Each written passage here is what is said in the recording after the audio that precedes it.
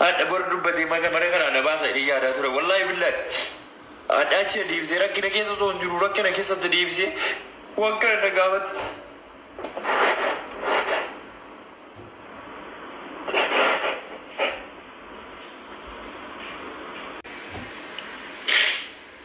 Sabu mau detik abacu yomi. Lamu mau detik abacu yomi. Iya kau orang agak bata di mo. Orang agak bani. Dubbi kan tu wai na berada badani kan agarana Oromo dah. So na berada badani dubbi kan kesi furna tadi mo tu mata kasi ni berada badani. Ada rakko kan kesa na bahasan. Mimma mucaa kana arguun akkam baay'ee tokko ulfaata dhugaa waaqa. Mucaan kun nama hunda keessa baay'ee na azzansiisa dhugaa waaqaa jechuudha. Ijoolleen keenya garuu nama gargaaramuu qabuu fi nama hin gargaaramne adda baasanii hin beekan dhugaa waaqa. Dubartii isheen hadheen ishee mandara keessa deemtee abbaa feeti faanaa harakaata gootee laayifii caartee fataa jettee ulfooftee uftu gargaaru. Isheen baay'ee fedhii isheetiinidha. Jaallatteetudha. Ishee deessee dhuftee haa gargaaru. Isa garuu otoo hin jaallatiin balaadhaan tasa akkas ta'ee gargaaruun isaaniitiin ulfaata maaliif akka ta'e hin beeku. Mucaan kun baay'ee tokko nama azzansiisu dhugaa waaqa saanuu obsa inni qabu obsa daangaa hin qabne qaba. Amma haasofni lama ta'e ka mucaan tun baangaali jetti ati diidaa jetta masiin sirka jetti. Maaltu beekaa? Akkami jaarsi kee bar sadii ta'e amma asitti. Sadin maal ka isaan haasa'aniitu jalaan fuudhin ka bangaara. Amma intaloo ishee kana fa'aa gargaaruudhaaf haa gargaaramtu maalaa taatu jedhanii lafa dhiitu. Meekamtutu gargaarame irra wayya. Dhuguma dubbachuudhaaf mucaa boo'u kana gargaaru moo ishee kana gargaaruutu irra waaquma durattu kamtu fudhatama qaba.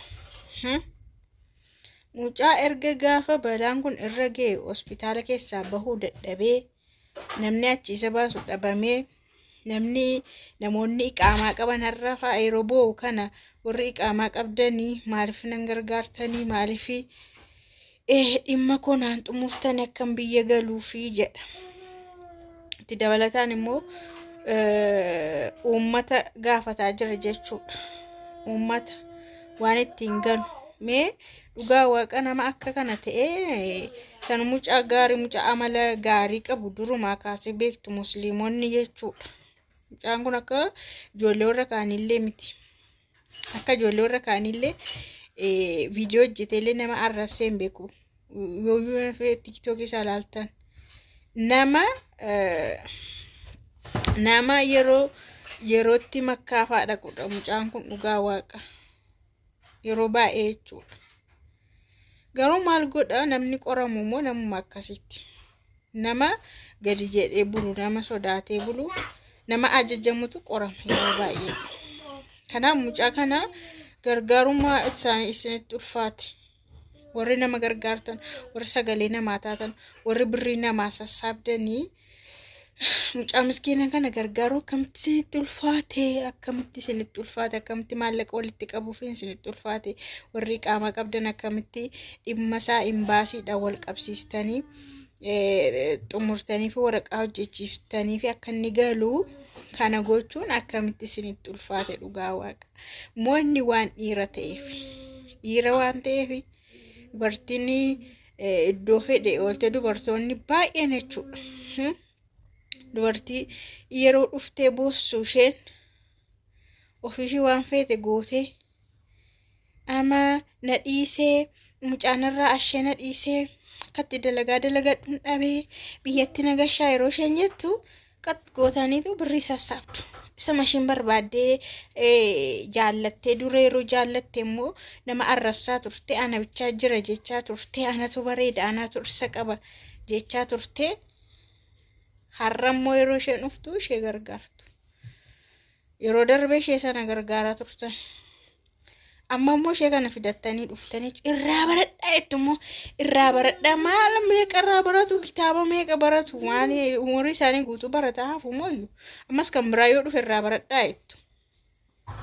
Barumsi koo tokkumadha. Waggaa tokko keessatti kitaabni baratamu kitaabni gosni koo tokkumadha. Kitaabni garaagaraan baratamu. Waggaa tokko keessatti gosa barnootaa taanaan kitaabichi tokkuma. Waggaa dhufu immoo kutaa jijjiirama wadeef kitaabichi sin jijjiirama jechuudha.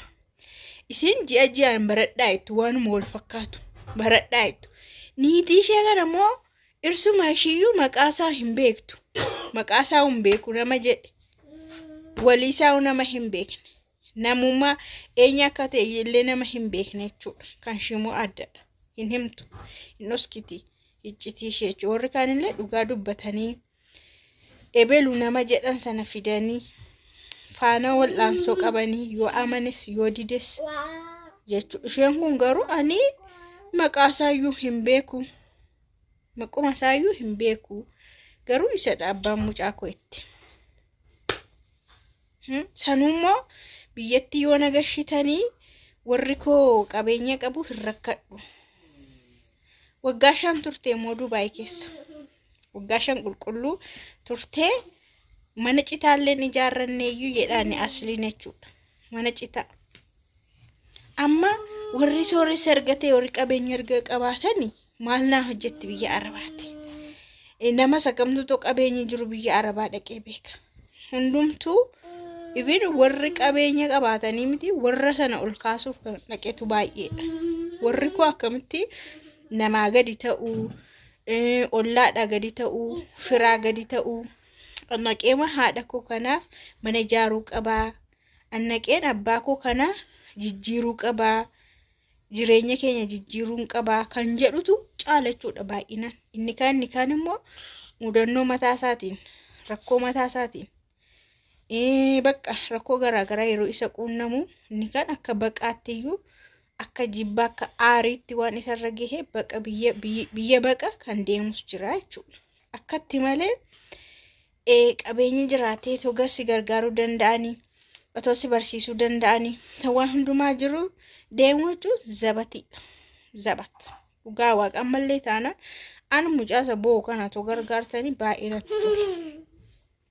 An dubartiidha garuu dantaashiiti gadura isheen gaafa deemte hojii hojjechuuf deemte. Biyya namaa gaafa deemte hojii tokkoof tokko kanuma malee wanti dhaqamee heerumamu hin jiru durattis hin beekamu. Wanti biyya namaa dhaqamee dhiira faana jiraatamu duratti hin jirus hin beekamus waan akkasii hin jiru jechuudha. Dur warri biyya Arabaa hojjetaa turan waan akkasii hin beekan. Waggaa baay'ee hojjetu maatii isaanii dhuguma ni jijjiiru. Dhiiraa birrii kennuunis birrii erguunis hin jiru duratti. Warra isaanii farra kan baankii kaffaleetu jira dhugaa waaqaan biyya keenya gara naannoo keenyaatti nan beeka. Baankiin mana irratti qabannan biyya Arabaa deemte kan baankii irraa kaffalteefaatu jira. Mana hambisiiste jechuudha. Kun warra akkasiifaa jira. Isheen kun immoo dhaloonni ammaa kun immoo gariinsa baay'ee babbadee jechuudha. Amma torban kanas yoo tokko dhufte irraa baradhaa. Maarraa barattu kanarraa arrabsanii balleessuudha miidiyaa irrayyuu. Dur gaafa sana eenyutu ishee arge? Gaafa guyyaa sana eessatti argitan? Namni arge jira? Gaafa harakaan godhamu, gaafa ol ba'amu, gaafa gadi ba'amu, gaafa ana malee hin jiru jedhamu. Gaafa supermarketti wajjin dhaqame, gaafa ijaazaan bahame, gaafa mashwaarri dhufe beektu hin beektan. Kanaaf namni kun immoo dura isaa faayidaa fayyadameera yoo xiqqaate laayifii dabarseera. Yoo xiqqaate nama sana faana guyyaa tokkos lamas haa ta'u gammadeera. Miira isaatti dhandhamateera jechuudha. Har'ammoo abbaan sun xurrug yeroodhu Oromoo maqaa Oromoo kana jijjiiruudha. Dhugaa waaqa maali Oromoo irra gadi bu'aa Oromoo hin dakalu kana keessa wasaka kana keessa sanuu wanta seera qabeessan taane wanta karaa amantaallee seeraan hin dhufne. Kanaafuu amma sirra deebi'een jedha dhugaa waaqa mucaa kana dhiiraatis sagalee ta'a.